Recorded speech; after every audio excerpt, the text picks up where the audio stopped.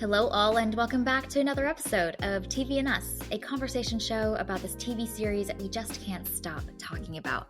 My name is Jennifer Hahn. And I'm Sarah Callan. And each season, we focus on a different show, reviewing it episode by an episode, and we invite you to watch along with us. Right now, we're reviewing The Bear Season 1, and today we are on episode 6, titled Ceres. If you haven't watched it yet, this is your spoiler. Please check it out before continuing to listen to the rest of this episode. All right. Sarah, kick us off with an IMDb summary for episode 6. Richie notices the neighborhood is changing.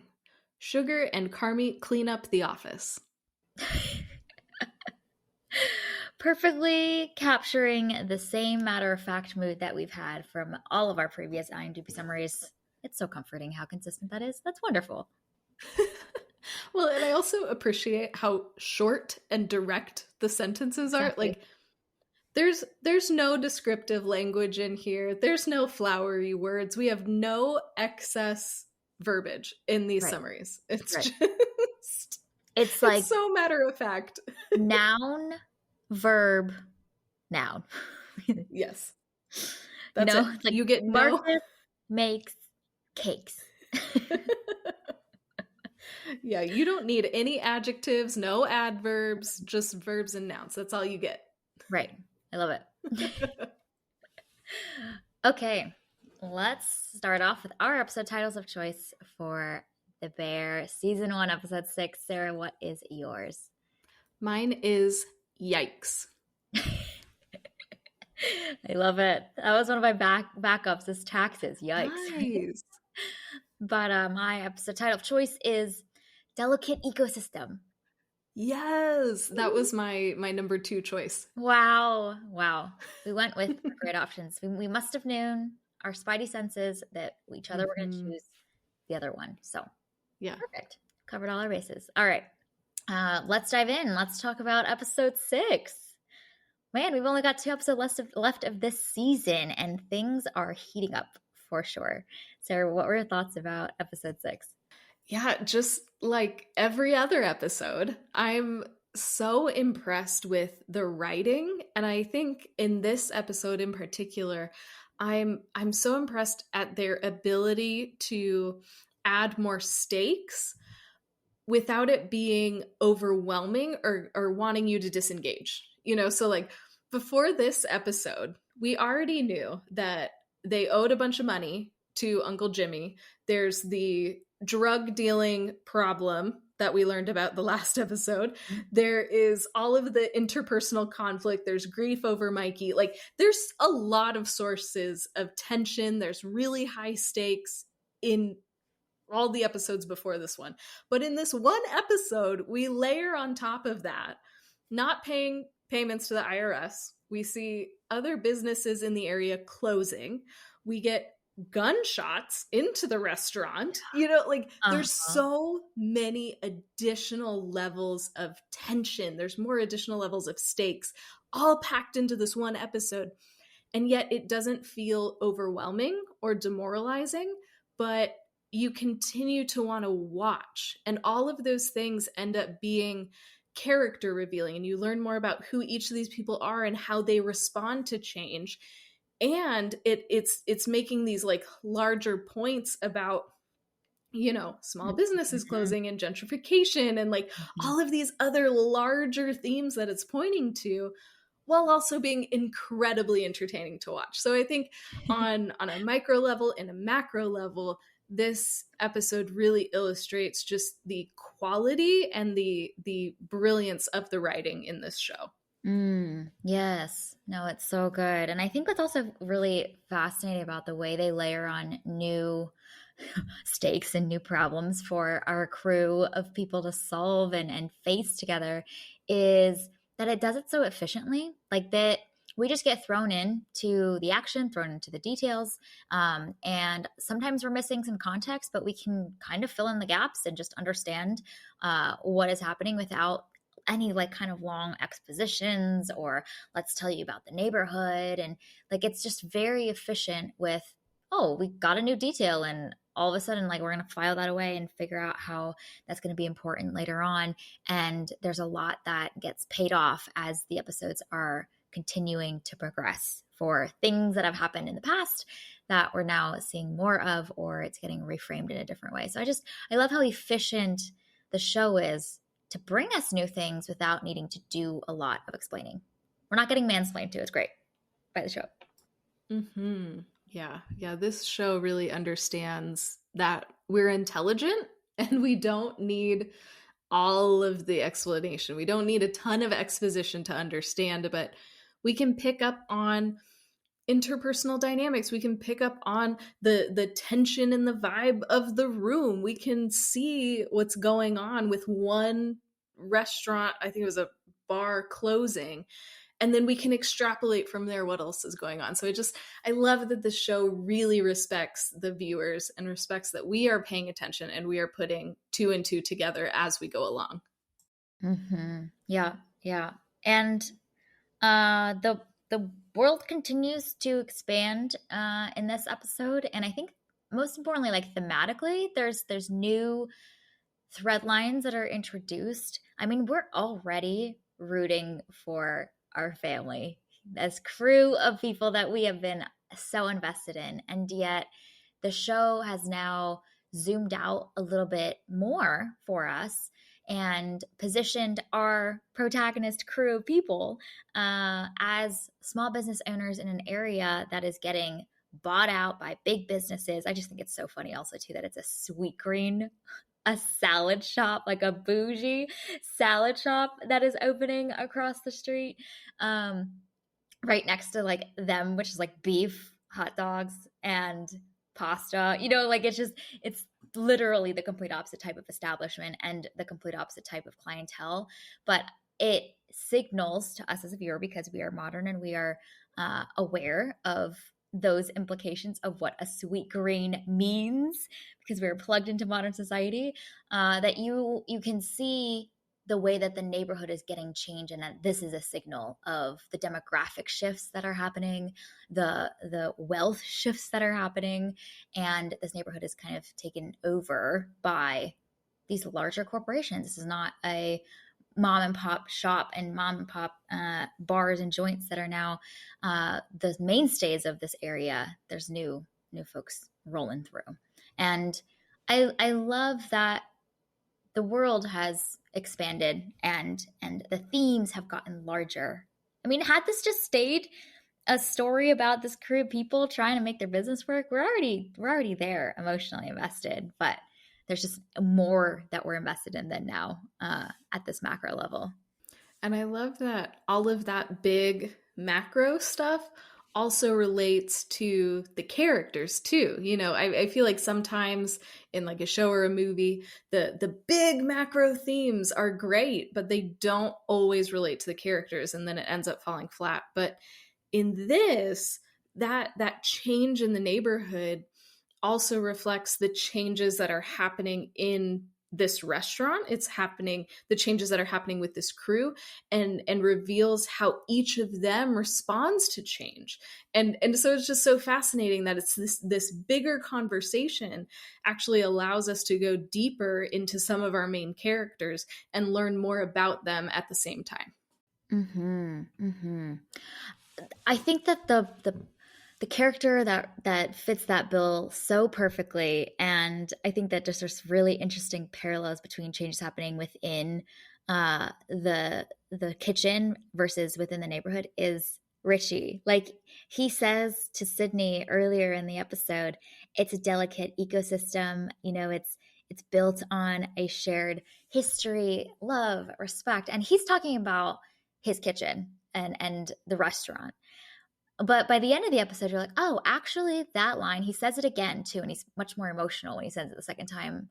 But you now see that same sentence has a different meaning. It's now expanded to, this neighborhood is a delicate ecosystem of different businesses and relationships, and we've got these new mob members that are also part of this ecosystem, and it's kind of cool how that one line that had one meaning earlier in the episode gets reframed very different kind of context, a different domain by the end of the episode. And it's got this like layered meaning now.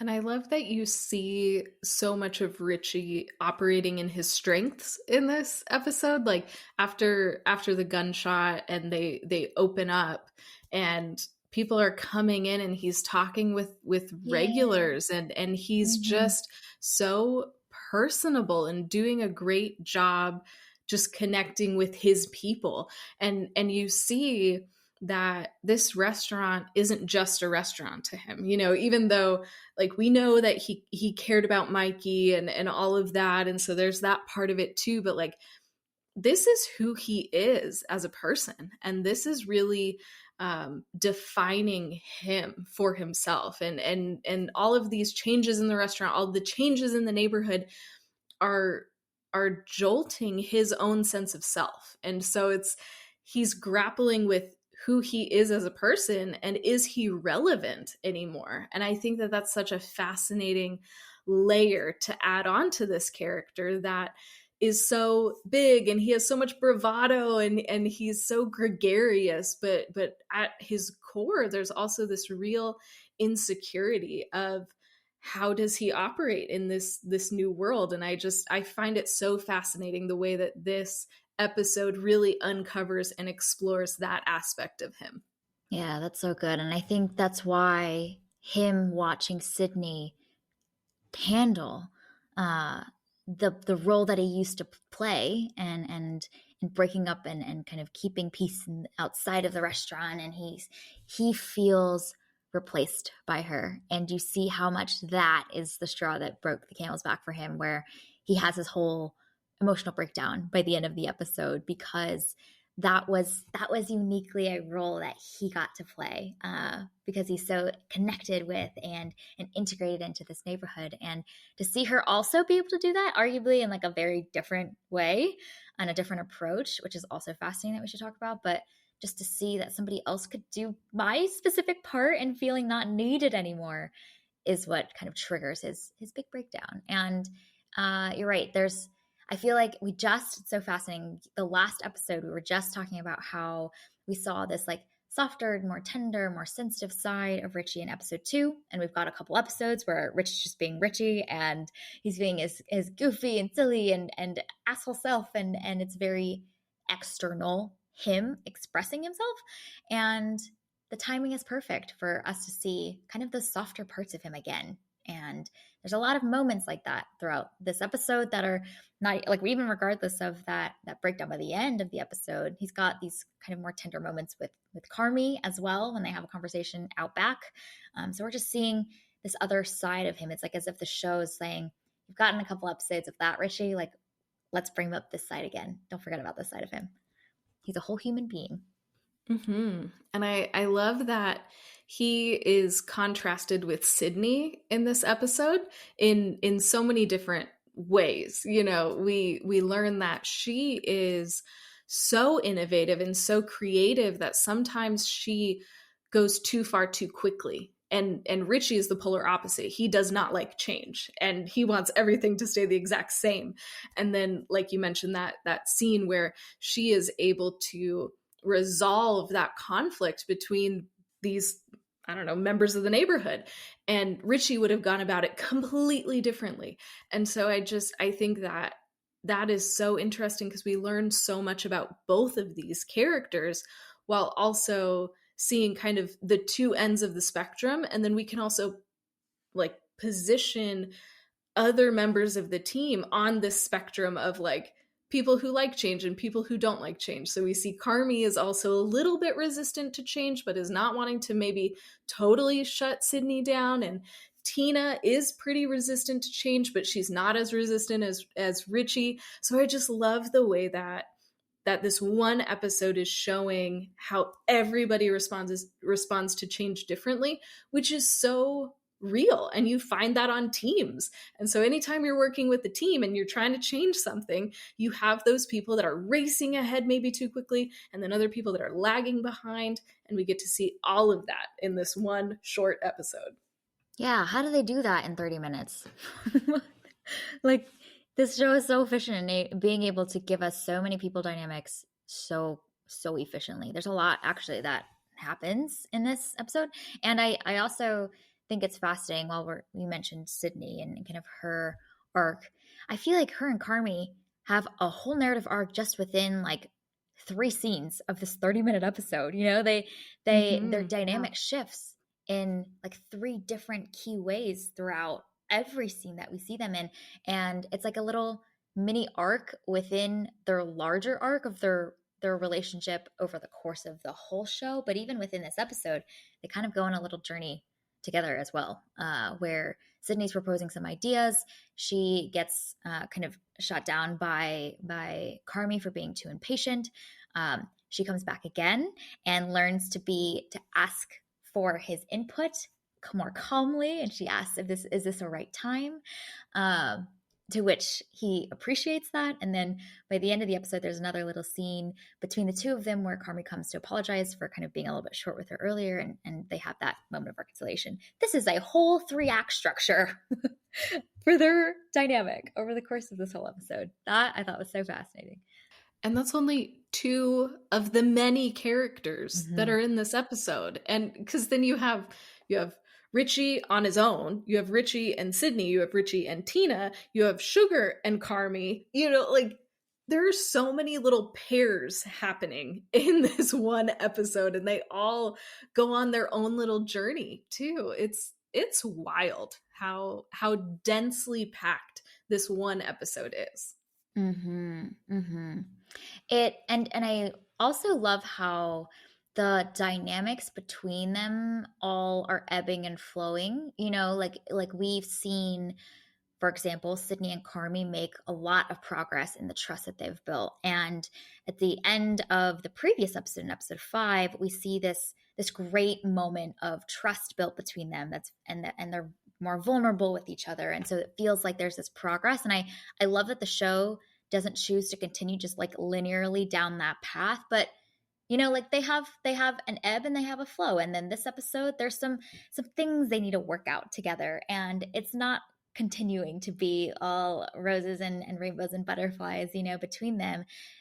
That's how human relationships work. You make some progress, then you take some steps back. You make some progress, you take some steps back, or you're just uncovering like new areas that you kind of are rubbing up against each other, and you have to like figure out how to untie that knot together and figure out how to communicate and reconcile and all that stuff. So I love that ebbing and flowing. Like this is a non-linear arc for all of these characters. Which makes it so exciting because it's not predictable, Human relationships are also complex and not predictable. So this just continues to keep us on our toes as these characters learn each other and learn themselves and learn how to work together. Yes, yes, yes, yes. What else stood out to you in this episode? Can we talk about Carmi and Sugar? Mm-hmm. I feel like Mm-hmm. that was a big chunk of this episode too. Yes, we spend a lot of time with the two of them together. Well, first of all, I love that. I think it's Carmi that says, "Okay, you want to fight now?" Yes, And they yeah. but it's this really neat way of like they have that level of dynamic and trust to be like, okay, we're gonna have a probably difficult conversation right now, but like let's both be aware. Like, ready? We good? Let's go.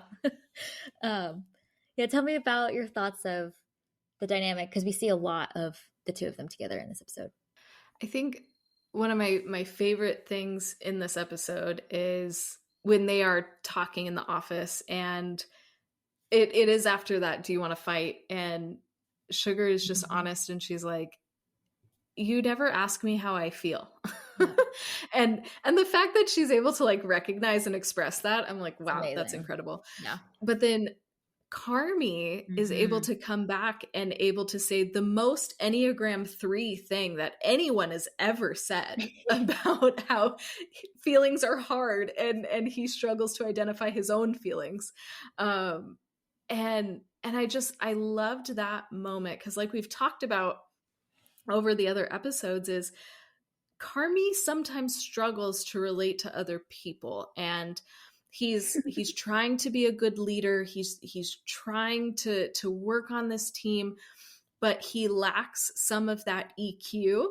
And I think that this conversation is so pivotal in that, because he recognizes his own shortcomings, and he's able to take what Sugar is saying and go, oh yeah, no, that is a real weakness in me. And so I love that this comes after we've seen him trying to grow and trying to change and trying to improve how he relates to other people. So it's such a good emotional scene between them, but it also shows that emotional character growth that Carmi is undergoing throughout the season. Yeah, that's so good. And it's pretty illuminating that he's able to also articulate the nuance of like, I don't know how to express or identify my feelings. Therefore, that is also why I'm not asking you about yours. Like Hmm. he's Yeah. able to recognize that there is that connection. That's the implication of him not dealing with his own emotions, is that there is, let alone definitely not enough room for him to be reaching out and asking her and other people for how they're feeling, because emotions are hard and he doesn't know how to deal with them in a, kind of taking them head on. What I also found fascinating about their conversation, which is like noteworthy to me, is they're both articulating at one point in the conversation the desire for stability. And it's something that they both, when they both say, the other one is like, yeah, that's what we've been wanting. We just want things to be calm. And it's fascinating to me because I just wonder what like the past couple of years have been like for them, and perhaps with the relationship that they had with Mikey and his condition and the things that he was facing and the demons he was battling, like they both share so deeply this desire for calm and stability.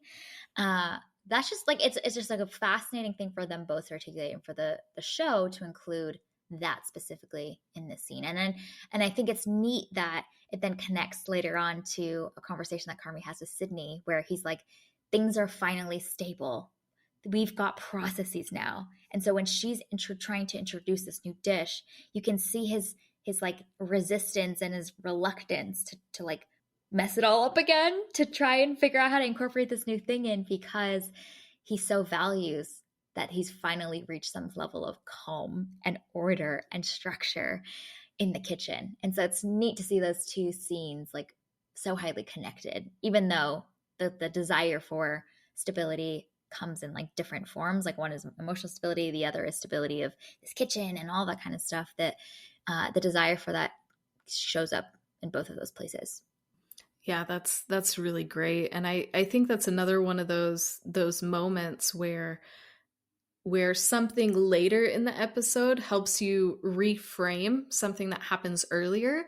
Because even when he's trying Sydney's dish, and it's great, he even calls it tremendous, and then she immediately wants to put it on the menu and he pushes back on her, and then you understand he's not trying to shut down her creativity. He's not trying to be a jerk to her, even though that's kind of how it comes across at the time. But we learn that it really is that he wants stability for just a hot second. He wants things to be calm for a moment. And I think it's also that understanding of, he's in the middle of Sydney and Richie. And those are the two extremes on his team. And the more that Sydney runs, the more resistant Richie becomes. And so, like, even Carmi understanding, like, how am I going to get every member on this team moving in the right direction? And so I do love that conversation with Sugar and that emphasis on stability helps us better understand why he's making the choices that he's making, and why he's kind of holding Sydney back in some regards. Yes. That it comes, it's not also just about like running this business, running this kitchen for him, but there's a deeper emotional place that desire is coming from, and it's manifesting in the form of how the kitchen is run. It's fascinating because That often does happen in us as human beings, like working together on stuff. Like there's these things that we like, and a lot of times it's actually from like some other like emotional place that isn't actually related to the work, and yet it's manifesting in that way. And I feel like you see that so well with Carmi. Okay, another little detail that I was like, oh, this is interesting. I wonder how they're going to continue to water this little seed was in the conversation between Carmi and Richie. They briefly mentioned that Fack was at Michael's 15th birthday party. I was like, oh, so they go way back. This is interesting. This is really fascinating. I feel like another one of those little details is when Tina says to Richie later on, when she's kind of putting him in his place and he's having his breakdown, she tells him how much she loved Mikey. And it was like obviously had the sense for the entire show up until this point that these people have known each other for a long time. They feel like family. There's to quote Richie, a shared history between them.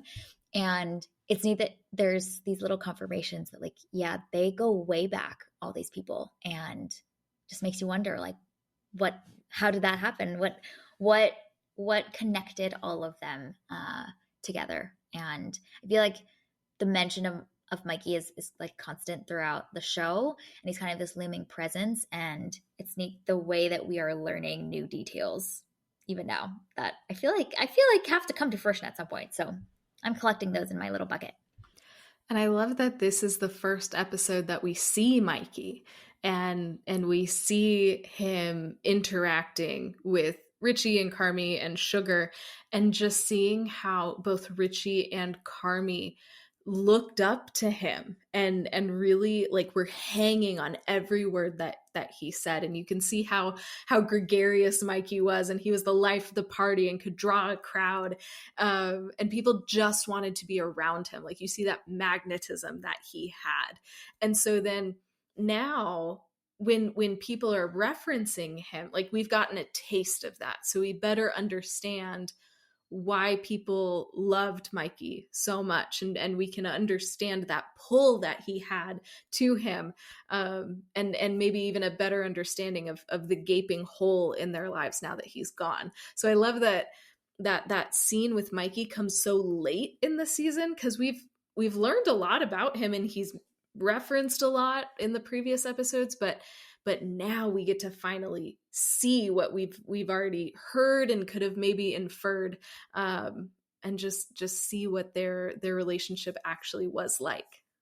Yeah, that's so good. That's so good. It's well timed, and gave us enough time to like wonder who this person was, and for us as the viewers to also feel the presence of this person as they're mentioning him and referencing him throughout the past 5 episodes, and then finally we get the satisfaction of experiencing him. But we had to. It's almost more satisfying because we were wondering for so long who this person was that everyone seems to be mentioning, and his presence is so real to us, and yet it is now more crystallized for us by this episode. And I think it's also smart to include that opening sequence, because by the end of the episode, when Richie has his breakdown, we get a much clearer sense for the that like part of Richie's breakdown isn't actually being replaced by Sydney. And I mean, that's all part of it too, but there's this little like shot that gets flashed during that scene where Richie's very emotional, where you see him like laughing with Mikey, and it's such a fabulous way visually for the show to showcase like, oh no, there's a lot more that Richie hasn't processed yet, and that's also contributing to like his emotional sensitivity and kind of vulnerability that he's finally getting to let out by the end of this episode. So it's a great way to like showcase like there's a lot mixed in for him. Yeah, and I really love that he's telling this story about him and Mikey on this date, and his date is not feeling it. So again, it's this like, Richie is living in the past, and he's not sure how to move forward with his life now, and he's trying to, but he is still very much in the past. And when Mikey died, it threw a wrench in a lot of people's lives. It wrecked a lot of people's worlds, and we're seeing them try to figure out how to move on now that he's no longer with them. So I thought that that was such a good way to get us into Richie's mind while also serving all of these other purposes at the same time. It's, again, such efficient storytelling. Mm-hmm. Yeah, no, that's so good. That's so good. And in a lot of ways, like I think to a point that you made a couple episodes ago around like Richie and Carmi being much more similar than they think that they are. They're both running from having to deal with all of the emotions that they feel about Mikey's death. There's a really great moment where Sugar's like, it's Carmi reacting to the gunshot at the window shattering, and she's like, do you not know how to deal with trauma?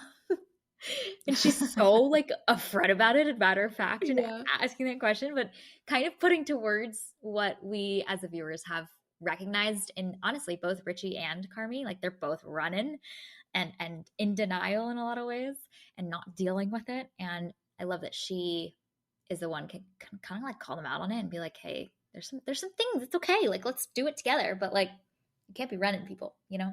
And that's our natural instincts as human beings, because emotions are hard and confusing and gross sometimes. Mm-hmm. Yeah, no. Shout out to Sugar, who is so Yeah. direct and so straightforward and is able to communicate in a way that these guys can understand. And yet she also has this real emotional intelligence to her as well. Like, she is such an interesting character to me because she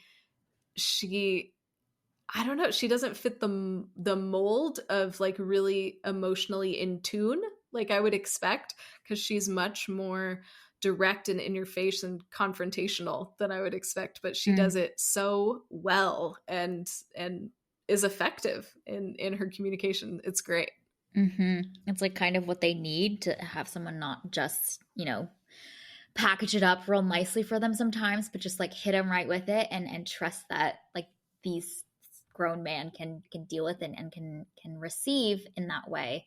Uh it's neat to see the like women on the show exhibit such emotional intelligence for some of the men on the show. Like even in this episode, later on, we see Tina kind of Oh, yes. right by Richie. Like we haven't seen these two paired together yet much up until now. I think not them two just alone for like an extended conversation.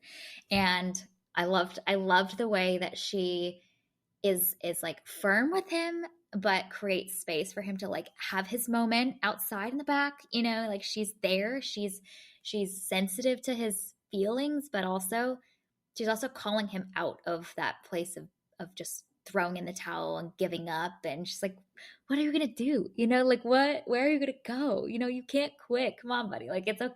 I have your moment, but after that, like let's get it together.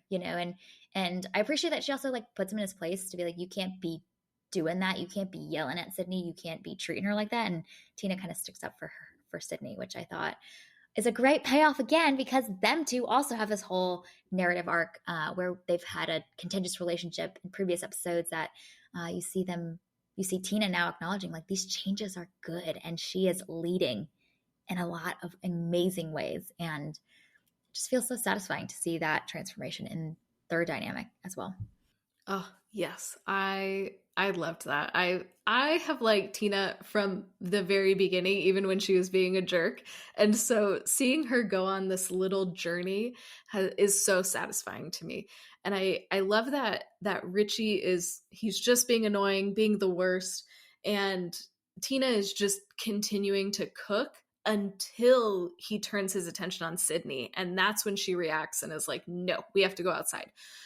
But their whole conversation isn't just like her defending Sydney. Like I feel like that would have been like maybe too far for this character to go, but Tina's mostly talking about herself and how she is finally in a groove, and she is reaching her potential, and she's reaching goals, and she's able to do all of these things in the kitchen that she's wanted to do but maybe hadn't been able to do because it was disorganized and chaotic and all of these things. So I love that conversation with Richie. She's doing all of the things that you said, and calling him out and defending Sydney and all of that, but she's also sharing about herself and is acknowledging herself. And I think that that is such an important detail too. Like, it's so easy to almost like forget yourself and focus on everybody else around you, and instead she's like, no, like I'm good at this and you are messing me up with your shenanigans, and I need you to not do that because I am excelling. And I loved that she was able to communicate that and like almost stand up for herself in that conversation too. Yeah, that's so good. That's so good.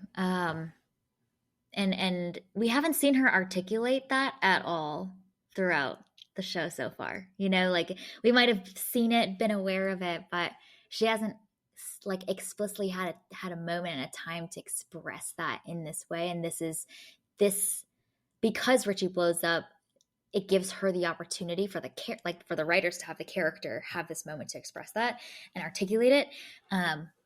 In this moment that does feel right for the scene too. Yeah, that's so good. And the other thing that's neat about that is that we are constantly cutting to Marcus, who's like in his little world making cakes. Yeah.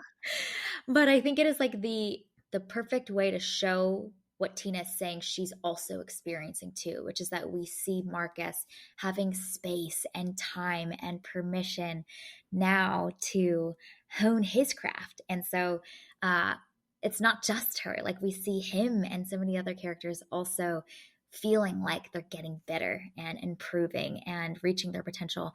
And it's cool to see that like Marcus reflects her transformation as well, that she's articulating and we've seen cuts to throughout the rest of the episode. It's so peaceful And whenever they cut to him too. Like, can we just it's stay here for a true. hot sec? And I do love that we get that moment when the entire kitchen is working together Mm. seamlessly, which is such a fun parallel to where the show began just a few episodes ago, of utter and complete chaos. Nobody is working together. Nobody can get along. And in this one, you see their respect for each other. You hear all of the yes chefs. You see them responding to each other and working as a team. And this kitchen is functioning as it should. And so it's just really neat to see that the mess that we started out with, even though it's been a bumpy ride, we have finally reached this place where there is, like Carmi wants, there's that stability, there's that smoothness, there is a team actually functioning as a team. And it's just it's so satisfying. It's one of my favorite parts of the episode, because it's like, yes, this is what we've wanted. We didn't want all of the chaos and foolishness that was happening before. This was the goal, and they've achieved it, even if it's just for a moment in time. Yeah, that's so good. And I love that that shot and that moment at the end of the episode where we see them working together lasts longer than I expected it to. I thought we would cut away a little bit sooner, but we just get to like have the goosebumps of feeling like this well-oiled machine just doing its thing. And you see people coming in and out, and they're yelling the next orders. And you know, they're like a beehive that is well structured. And I love that we get to just soak in that for longer than I would have expected the show to. But I appreciated that we got to have that time to just like be beaming and proud of these people and how they've transformed from the beginning. But I'm also like, okay, so this is episode 6. We've got 2 more episodes left. That means that something is going to disrupt this little moment of peace and joy and progress. Something's just gonna go down. Yeah, always, Uh-huh. always. There's always something else, Jen. Yep. You never Yep. know what's going to happen. Any other things we wanted to call out or mention in this Yeah, can episode? we just like talk about Marcus for a hot sec too? Because I Mm-hmm. think that conversation between him and Sweeps is Mm-hmm. funny, but it's also kind of illuminating given where we ended the previous episode. So the Mm-hmm. last episode was where Marcus screwed up, and then Carmi was like, hey, shit happens. You're going to make mistakes. It's okay. And Marcus ending with cutting the tape with the knife trying to be perfect. And I think that you see that carrying over into this episode where he's now sleeping at the restaurant to cut down on his Uh-huh. commute because he really wants to perfect that donut. And I think that that's so interesting for this character, that he is a perfectionist, and you're seeing that pay off in some regards, but you're also seeing maybe some of the dangers of that as well, and how he's getting hyper fixated on this. So I just loved that that short conversation revealed so much about where Marcus is and what's going on with him, and how he is responding to what he perceived earlier as a failure. And Mm. it's just going to be interesting to see what happens next with him, as he's continuing to try and like bounce back from that failure. Yeah, no, that's so good. And it is fascinating that for up until this episode, we're just so proud of him. We're so excited for him. He's growing. He's dedicating himself to his craft. We see him face some challenges, but he's getting back up. But now we're kind of like, okay, but don't become so obsessed to the point where you shut out the rest of your life, like how do we figure out like a healthy way to be dedicated and committed but not be a workaholic and kind of get lost into this project, this mission, this thing that he wants to accomplish. And so we see him creeping towards an unhealthy level of dedication to his work and to his craft that maybe we need to reel in before shit hits the fan for him and he's not taking care of himself. He's mentally not as healthy as he could be because he's getting lost in his work. And what's fascinating is for the show, we we don't see him. The show doesn't show him interacting with the group. Like in all of the scenes, he's pretty much by himself. And I'm sure like in reality he's connected with or interacting with folks, but it gives us as the viewers the sense of like Marcus is in his own little world because he's often only interacting with one or two people, right? But for a lot of the shots, it's just him alone. And so it gives me watching this the sensation of like Marcus is he's kind of getting isolated. He's getting lost in his little world, and he's not connected into the delicate ecosystem that's around him as much as he used to be in the beginning of the episode of the show, in the earlier episodes where we see him more integrated in. He's part of the crew, whereas he's kind of getting lost in his little world now. And I love the way that the show is using those types of shots strung together to give that sensation. Yeah, it's not saying like, "Hey, look at Marcus all by himself while everybody else is over here," but it's just those subtle things that we can pick up on and go, "Oh, he's getting a little isolated. Oh, he's getting really fixated on this. I'm not sure that this is healthy." So I love how smart this show is written, and it just knows that we are going to pay attention on these things. We know, even though we love those peaceful, serene shots when Marcus is just by himself working on some sort of dessert, like so wonderful. But at the same time, it's like, wait, have you talked to another human being today? Like what's going on here? So it's just so smart to help us engage multiple senses to understand what's going on in the show. Yes. Yes. So good. This show is so smart, man. Every time I'm like, this is so well constructed and it Mhm. uses the visual components, it uses dialogue in such fascinating ways, and the way these character arcs are written and continuing to change and evolve, and the way that some characters grow and some characters kind of retreat back into their previous states and maybe regress a little bit, like those little dynamic shifts that happen within an episode and then over the course of the show is really really interesting. Okay, Mhm. any other thoughts before we give out some awards? I think just one other notable thing that happens in this episode is that after Carmi shuts Sydney down about her dish, that she takes the dish and she gives it to a customer.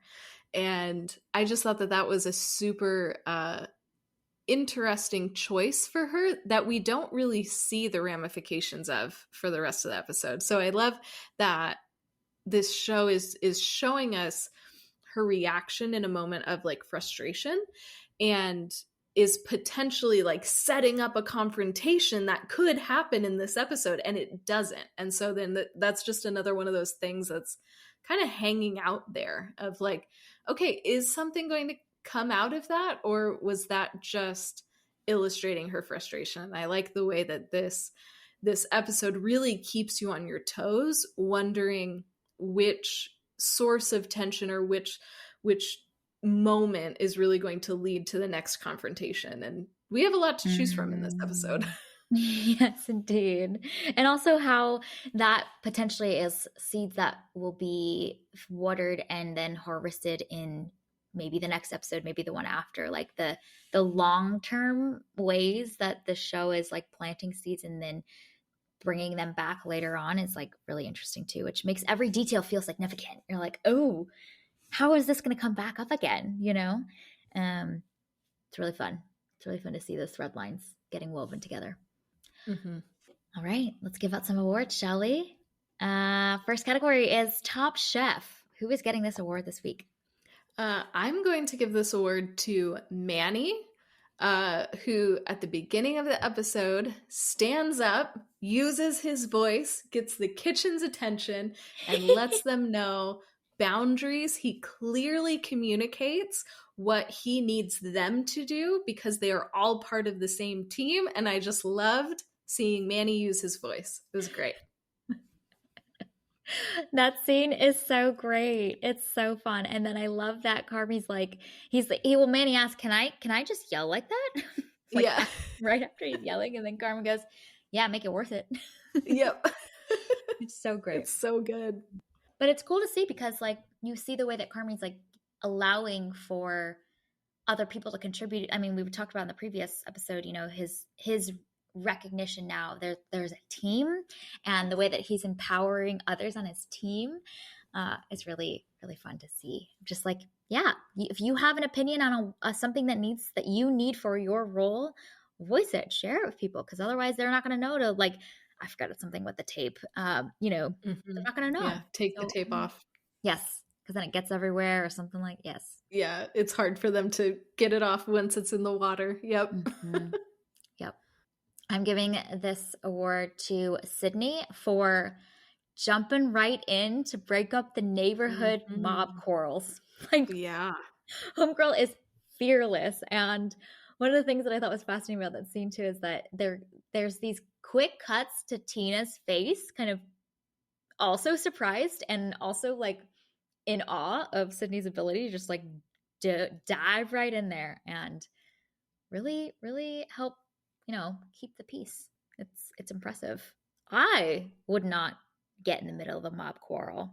That is not my default reaction. Yeah, no. Nope. Definitely not. Mm-mm. Well, and we've seen her do this in I think it was the first episode when Carmi and Richie were about to like physically fight each other, and she gets in the middle of them. And so this is just her doing it again on a much bigger scale. And I'm so impressed, number one, that she goes into that situation because just no. But then once she's in that situation, she is able to use her voice and get everybody's attention. And she is able to shut that down. And when they start arguing and yelling at each other again, she physically gets in the middle and gets them to shut up and listen to her again. And so I'm so impressed at her courage to do that, but then also her own understanding of like her own power, I guess, and her ability to get people to listen to her, and that she uses that to diffuse the situation. It's so amazing. And I am also in awe of her, just like Tina is. Mm-hmm. Yep. Well, my favorite part about that scene is that when she gets them to calm down, she's like, okay, so let's introduce ourselves to each other. What is your name? And it's like Johnny or something like that. Like, it's so they clearly know each other, but we're doing this little exercise together, okay? Everybody say your names. She's like, I'm Sydney. What's your name? So great.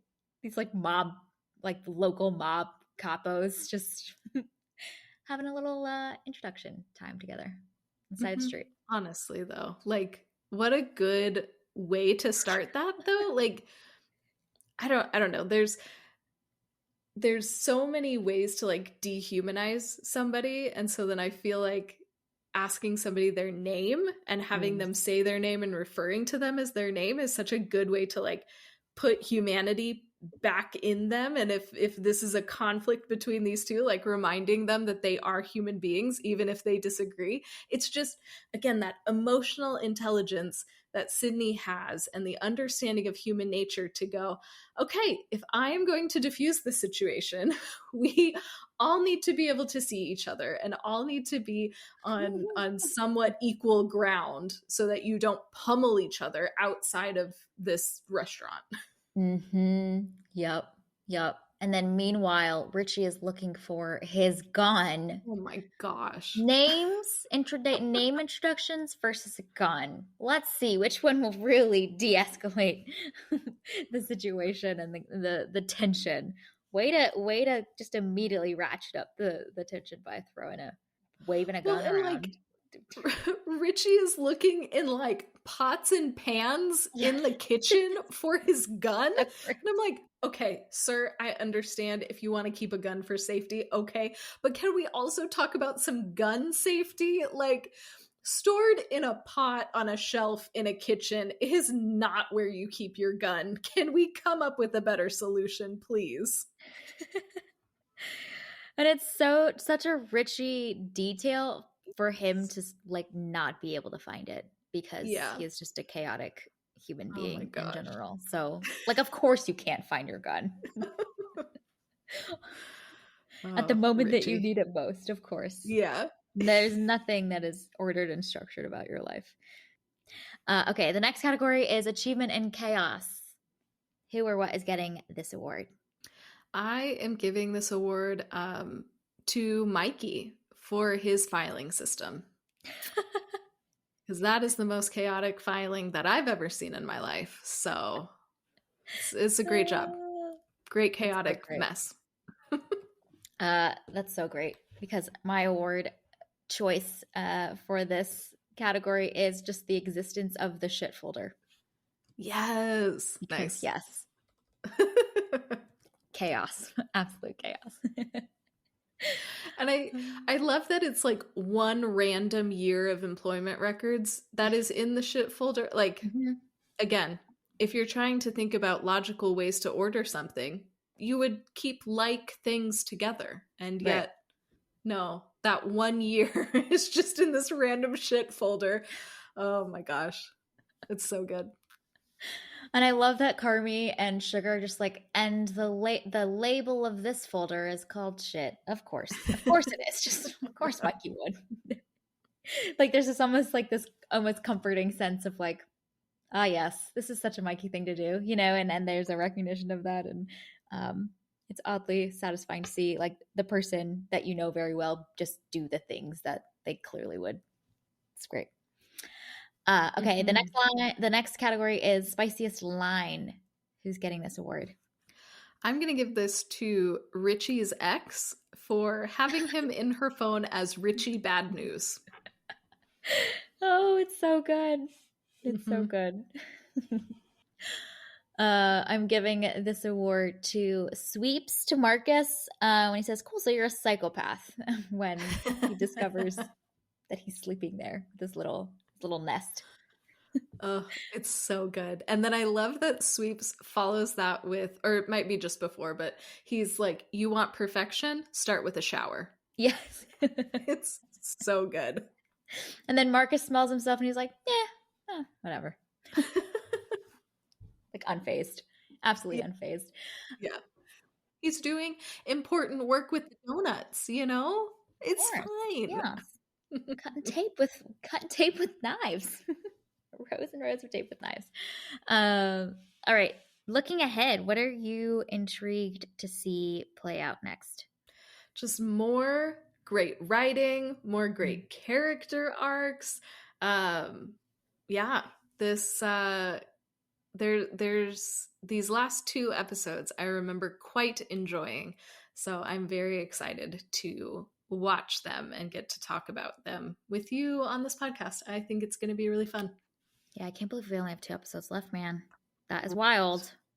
That is wild. I'm